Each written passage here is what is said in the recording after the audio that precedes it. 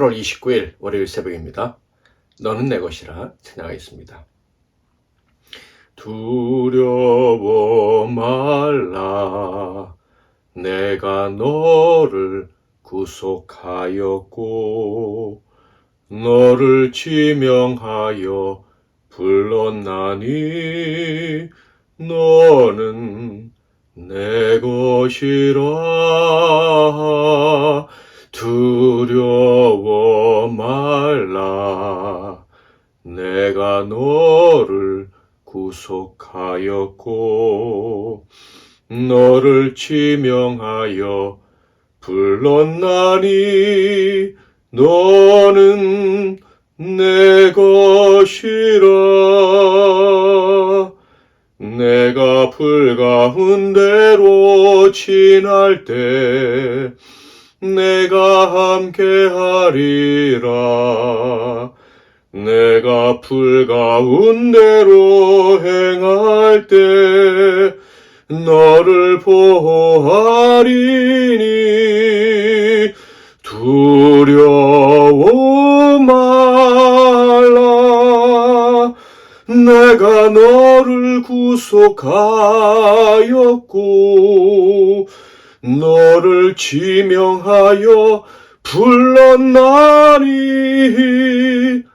너는 내 것이라. 오늘 하나님께서 주시는 은혜의 말씀은 구약성경 예레미야서 4장 19절에서 22절 말씀이 되겠습니다. 예레미야서 4장 19절에서 22절 말씀을 봉독해 드리겠습니다.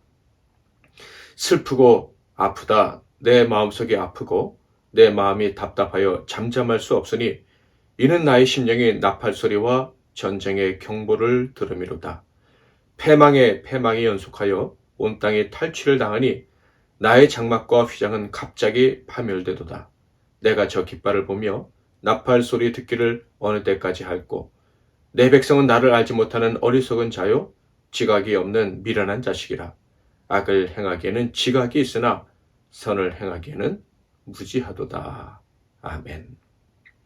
오늘은 사명자의 고통이란 제목으로 하나님 말씀을 상고하겠습니다. 예레미야서 4장 5절부터 마지막 절까지는 유다를 향해 다가오는 심판을 예레미야 선지자가 예언한 것을 기록해 놓았습니다. 이 예언의 말씀을 한 사람은 예레미야입니다.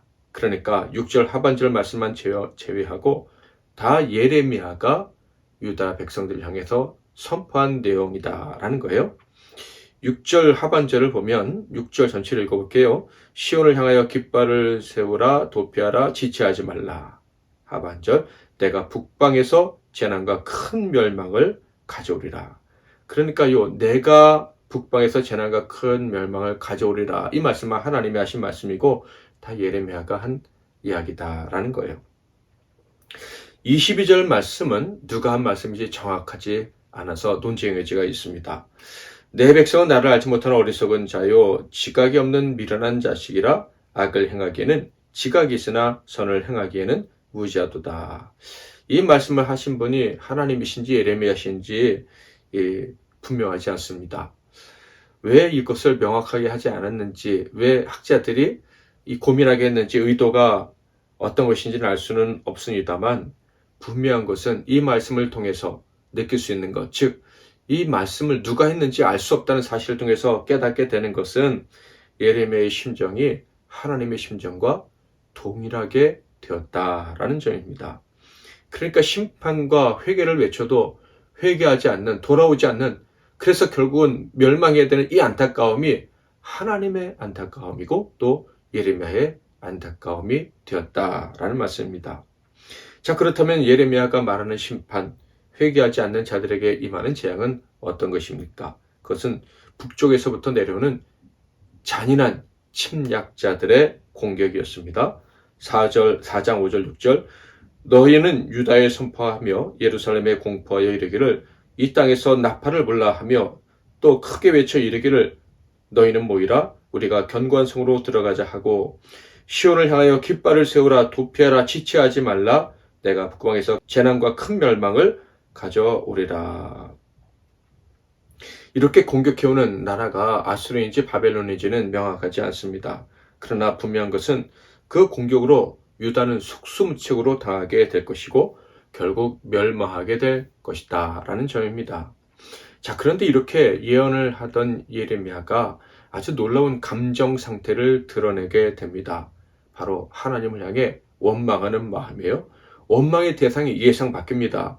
회개를 촉구해도 회개하지 않는 유다를 향해서 원망하는 것이 아니라 심판을 행하시는 하나님을 향해서 배신감을 느꼈다. 하나님이 저를 속이셨다. 이렇게 원망을 하는 거예요. 9절과 10절을 볼까요?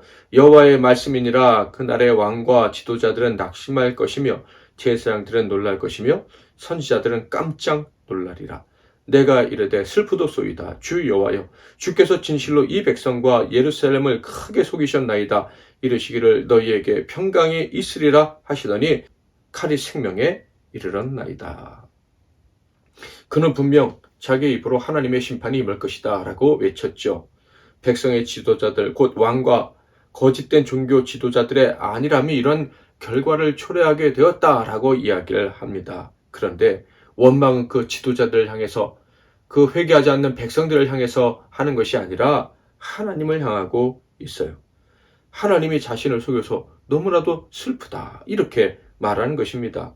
하나님께서 생명과 평강을 약속하셨는데 칼이 우리의 생명을 해치게 되었다, 이렇게 이야기를 한 거예요. 그렇다면 왜 이렇게 신실한 선지자가 하나님이 거짓말하셨다라면서 원망을 하게 되었을까요? 첫 번째 이유는 바로 거짓 선지자들 때문입니다. 당시에는 선지자의 직함을 가지고 거짓 평화를 외치던 선지자들이 많았습니다. 그것이 마치 하나님 말씀인 것처럼 외치는 자들이 많았었다라는 거예요. 당연히 그들의 예언은 거짓이었으며 일반인들이 구별하기는 어려운 것이었죠. 당연히 어린 선지자 예레미야도 구별하기가 쉽지 않았고 또 그들의 말을 믿고 싶었을 가능성이 높습니다. 그런데 그들의 예언이 거짓으로 판명이 나게 된 거예요. 그래서 예레미야는 너무나도 안타까워서 이렇게 하나님께 하소연을 하게 된 것이죠. 그런데 이 거짓 선지자들의 거짓 예언보다 예레미야가 하나님께 서운함을 표현하게 된 더 큰 이유가 있습니다. 그것은 바로 이스라엘 백성이 회개의 외침을 듣고도 회개를 거부한 것 때문입니다. 그러니까 예레미야는 유다 백성들을 향해서 기대를 가지고 있었던 거예요. 자신이 사명을 받은 대로 하나님 말씀, 곧 심판을 외치면 유다가 회개하고 돌아올 것이다 라는 기대를 하고 있었던 것이죠. 아니라고 해도 그렇게 믿고 싶었을 가능성이 높습니다. 이스라엘 백성들이 유다가 열방을 향한 사명을 깨닫고 회개하고 돌아오기를 기대했어요. 이 일을 위해서 하나님이 자신을 불렀다, 이렇게 믿고 있었던 것입니다. 그런데 그의 기대와는 다르게 상황이 흘러가고 있는 거예요. 하나님 말씀을 그대로 전하다 보니까 이것은 결국 심판이 임하고야 만다는 거예요. 백성들은 임박한 심판에 대한 경고를 듣고도 회개하지 않고 결국 사명도 회복하지 못하고 이방의 침략을 받고 망하게 될 것이다 라는 거예요. 회개의 촉구가 소용이 없다, 이런 생각을 하는 순간 하나님, 그렇다면 왜 저한테 회개하라고 외치라고 하셨습니까? 이런 생각이 들었던 것이죠. 자, 그런데 이렇게 하나님 향한 서운한 마음을 가졌음에도 불구하고 그는 사명을 멈출 수가 없었어요. 즉 임박한 심판에 대해 외치라는 그 외침을 하지 않고 입을 다물고 있을 수가 없었다라는 거예요. 11절부터 13절. 그때 이 백성과 예루살렘에 전할 자가 있어서 뜨거운 바람이 광야에 있는 헐벗은 산에서 내 딸 백성에게 불어온다 하리라. 이는 키질하기 위함도 아니요 정결하게 하려 함도 아니며 이보다 더 강한 바람이 나를 위하여 오르니 이제 내가 그들에게 심판을 행할 것이라. 보라, 그가 구름같이 올라오나니 그의 병거는 회오리 바람 같고 그의 말들은 독수리보다 빠르도다. 우리에게 화있도다. 우리는 멸망하도다 하리라. 이렇게 심판을 예언하면서도 그는 마음속에 안타까움을 금할 수가 없어서 또 안 될 줄 알면서도 회개도 촉구합니다. 14절. 예루살렘아, 내 마음의 악을 씻어버리라. 그리하면 구원을 얻으리라. 내 악한 생각이 내 속에 얼마나 오래 머물겠느냐. 그렇지만 여전히 이스라엘은 반응이 없고 그래서 또다시 심판을 선포해야 합니다. 15절부터 18절까지인데요. 16절 17절만 읽겠습니다. 너희는 여러 나라에 전하여 또 예루살렘에 알리기를 에워싸고 치는 자들이 먼 땅에서부터 와서 유다 성읍들을 향하여 소리를 지른다 하라. 그들이 밭을 지키는 자같이 예루살렘을 에워싸나니 이는 그가 나를 거역했기 때문이니라. 여호와의 말씀이니라. 결국 그는 하나님을 향해 서운한 마음을 접고 심판을 받아들이게 되지요. 19절부터 22절은 바로 선지자의 그 마음을 표현한 구절입니다. 아주 중요한 구절인데요. 제가 읽어보겠습니다. 슬프고 아프다. 내 마음속이 아프고 내 마음이 답답하여 잠잠할 수 없으니 이는 나의 심령이 나팔소리와 전쟁의 경보를 들음이로다. 패망에 패망이 연속하여 온 땅이 탈취를 당하니 나의 장막과 휘장은 갑자기 파멸되도다. 내가 저 깃발을 보며 나팔소리 듣기를 어느 때까지 할꼬. 내 백성은 나를 알지 못하는 어리석은 자요 지각이 없는 미련한 자식이라. 악을 행하기에는 지각이 있으나 선을 행하기에는 무지하도다. 이 말씀에서 우리는 아주 중요한 사실을 발견하게 되는데요. 바로 예레미야의 고통입니다. 어떤 고통? 바로 중재자의 고통입니다. 심판을 하시는 하나님과 심판을 받게 될 백성 사이에서 중재하려고 애쓰고 있는 그 한 사람의 고통이다. 그런데 이것은 사실 누가 당하실 고통입니까? 장차 오실 메시아 예수 그리스도께서 당하실 고통입니다.